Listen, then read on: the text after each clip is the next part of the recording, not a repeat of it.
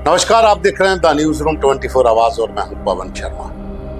नशा क्या क्या करवाता है, बहुत चौंकाने वाली चीजें होती हैं, शॉकिंग। घर का सामान बेचना, चोरी करना, ये तो आम बातें हो जाती हैं नशेड़ियों के लिए। चोरी, लूटपाट, छीना झपटी, क्या कोई अपने बच्चे को बेच सकता है? अपने बच्चे को बेच दिया नशे की खातिर।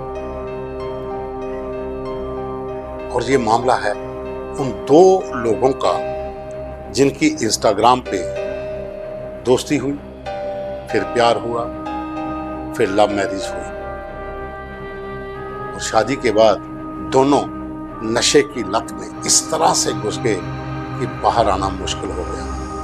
जमीन जायदाद सारी बिक गई। दोनों मियां बीवी नशा करते रहे। फिर घर का सामान बिक गया, फिर घर भी बिक गया। आखिर 5 महीने का छोटा बच्चा वो भी बिक गया। 1.80 लाख में अपने बच्चे को बेच दिया नशे की खातिर।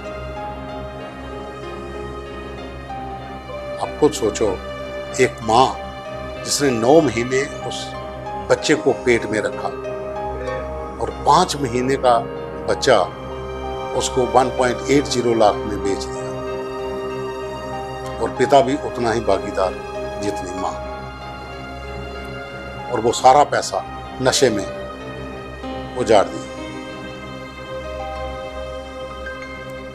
आप अंदाजा नहीं लगा सकते कि क्या कोई इस कदर इस नशे की लत में जा सकता है।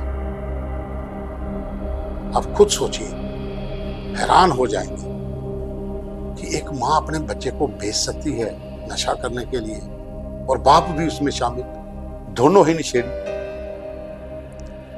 तो साथियों, ये कहानी जो है ये है पंजाब के मानसा जिले की। गुरमन कौर और उसका पति संदीप सिंह, इन दोनों की पहले इंस्टाग्राम पे दोस्ती होती है। दोनों खिलाड़ी हैं, पंजाब के अंदर अलग अलग गेमों में दोनों खेलते थे, और ये भी कहा जा रहा है कि गुरमन कौर जो है वो नेशनल प्लेयर है। दोनों की दोस्ती होती है तो दोनों शादी कर लेते हैं। और गुरमन कौर का अब ये कहना है कोर्ट में, फिलहाल दोनों जेल में हैं, गुरमन कौर की तरफ से उनके वकील ने जो पक्ष रखा है कोर्ट में कि बच्चे की कस्टडी दी जाए। तो कहानी ये है कि दोनों की दोस्ती इंस्टाग्राम पे होती है, प्यार में बदल जाती है। दोनों खिलाड़ी थे, आपस में मिलते थे, उसके बाद शादी हो जाती है। शादी के बाद पता चलता है कि संदीप एक ड्रग एडिक्टेड है। वो आहिस्ता आहिस्ता गुरमन कौर को भी नशे करना शुरू करवा देता है, और एक समय ऐसा आता है कि दोनों नशे में डूब जाते हैं। गुरमन का एक बच्चा जो पेट में था उस समय उन्होंने अपना प्रॉपर्टी बेचना शुरू की। बच्चा हुआ, 5 महीने का जब बच्चा हुआ तो संदीप और गुरमन दोनों ने इस बच्चे को बेच दिया। और जिसने खरीदा, बताया जा रहा है वो भी ड्रग्स के कारोबार में संलग्न है।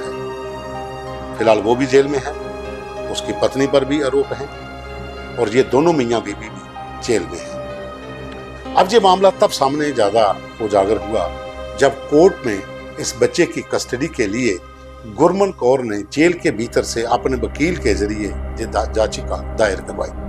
तो कोर्ट ने कहा नहीं, जो माँ बाप नशे की खातिर अपने बच्चे को बेच सकते हैं, अब वो माँ जो है वो पूरी तरह से आदी हो चुकी है, नशेड़ी है, वो कैसे पालन पोषण करेगी। तो बच्चा जो है वो इस समय वहां पर ही कोर्ट के आदेश पर अनंत अनाथ आश्रम है, वहां पर उसको कड़ी सुरक्षा के बीच बच्चे को रखा गया है। उसका पालन पोषण वहां पर हो रहा है, लेकिन मां चाहती है कि बच्चा उसको मिले। कोर्ट ने साफ इनकार कर दिया कि बच्चे की कस्टडी नहीं मिलेगी। हालांकि गुरमन कौर ने अपने वकील के जरिए ये कहा है कि उसे नहीं पता था कि संदीप एडिक्टेड है। शादी के कुछ महीने बाद उसे पता चला, और संदीप ने ही उसे भी नशे के इस गर्त में धकेला। वो उसको भी आस्ता आस्ता नशा करवाता रहा। और गुरमन कौर का यह भी कहना है कि संदीप ने ही इस बच्चे को एक व्यक्ति को बेचा, और मुझे ये कहा कि हम दोनों नशे में डूब चुके हैं, बच्चे का पालन पोषण करना मुश्किल है, उस घर में रहेगा तो बच्चा सेफ रहेगा, बड़ा हो जाएगा, वो लोग पाल लेंगे। और उसका ये भी तर्क था कोर्ट में कि मुझे बाद में पता चला कि संदीप ने इस बच्चे को 1.80 लाख में बेचा है। लेकिन संदीप का तर्क कुछ और है। अब मामला कोर्ट में है। कोर्ट की तरफ से बच्चे की कस्टडी एक अनंत नाथालय जो है उसको दी है कि वो इस बच्चे का पालन पोषण करेंगे। ये दोनों मियां बीवी जेल में है। जिसको बच्चा बेचा गया था वो भी जेल में है। और गुरमन ने कहा कि वो ड्रग सप्लायर था, उसी ने संदीप को इस नशे की ओर धकेला था।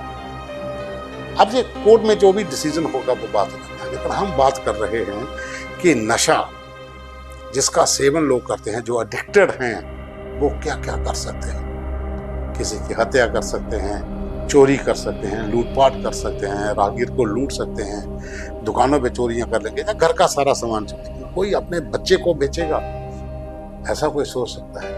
लेकिन ऐसा हुआ है।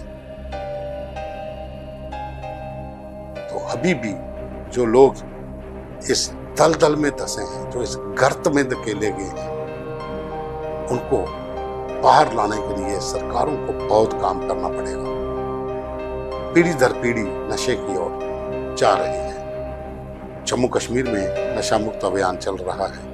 ये पूरे देश में प्रधानमंत्री का जो आह्वान था कि युवाओं को नशे से दूर करना है, तो यह एक बड़ी पहल हो सकती है अगर पूरे देश के भीतर नशा मुक्त अभियान एक बड़े पैमाने पर छेड़ा जाए, ताकि उन परिवारों को बचा लिया जाए, उस युवा पीढ़ी को बचा लिया जाए जो इसकी दलदल में धंसते जा रहे हैं। नहीं तो फिर समय रहते अगर ऐसा कोई कदम नहीं उठाया गया तो उड़ता पंजाब, उड़ता जम्मू, क्या फिर उड़ता भारत ना कहीं बन जाए।